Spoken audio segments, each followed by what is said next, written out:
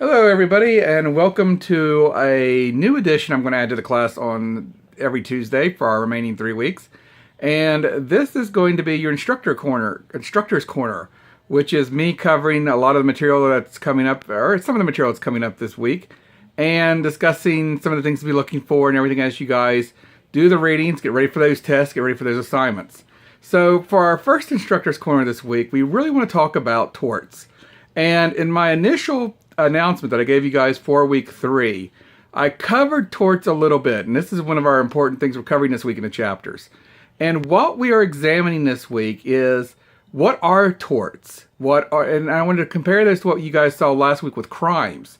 In crimes, this is where the state can charge somebody with doing something wrong. This would be like if the medical malpractice was intentional, a physician or nurse did something to intentionally hurt somebody through a medical procedure or neglect or those kind of things. The state can bring charges against somebody, and they could range for times of imprisonment and lesser punishments as well too.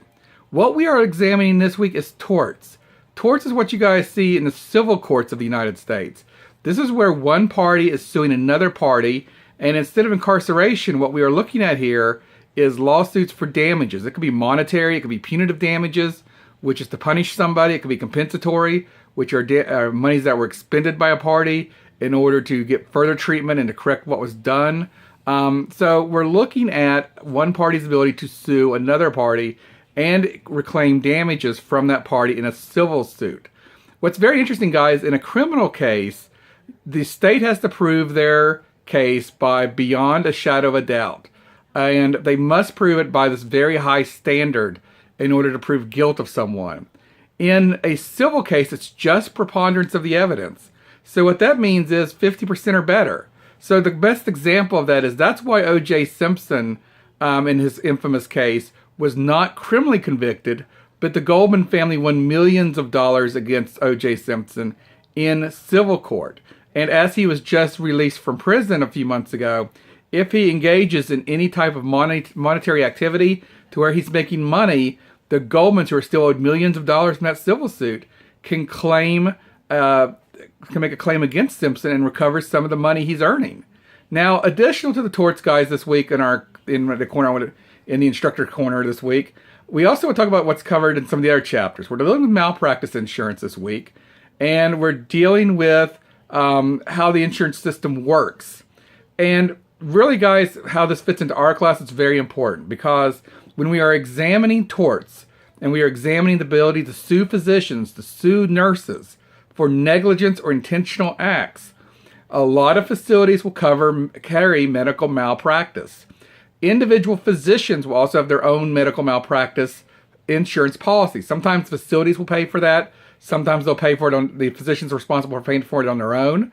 And the level of coverage can differ based on what a physician needs. So in those situations, the medical malpractice is a very big industry. It is one of the biggest industries out there in insurance, because physicians and other medical professionals need to have malpractice insurance in order to practice medicine, to cover for any accidents or any negligent acts that could occur by something they have done. So medical malpractice insurance is something that is extremely important that we are examining this week as well also.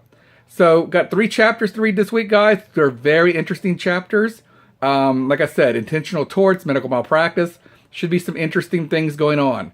Now, we do have our discussion board going on as well too, guys. I'm going to have a separate video for that on the discussion board for our weekly Wednesday post. I did want to say, keep up the good work on the initial post, guys. Those were doing pretty well for our first 2 weeks.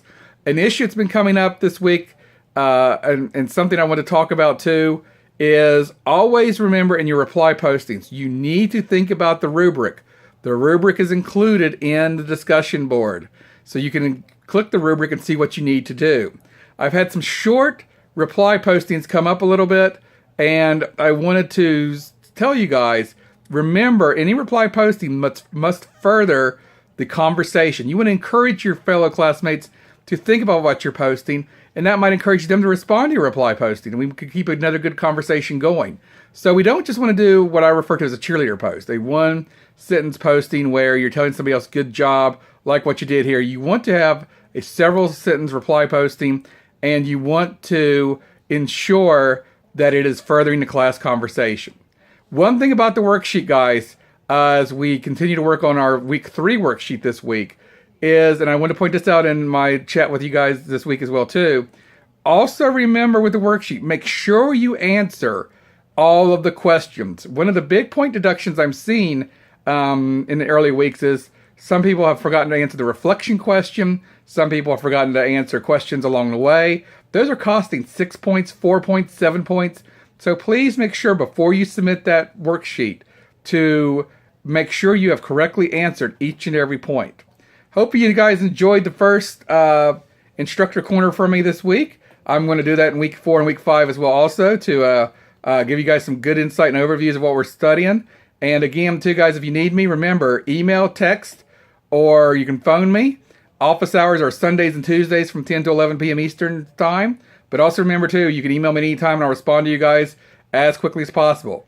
Continue having a good week, guys. Get those initial discussion boards in by Wednesday. 2 replies in by Friday. And make sure to work and complete every single question on those worksheets. Also, guys, on the bottom of the posting, we're starting another new thing, too.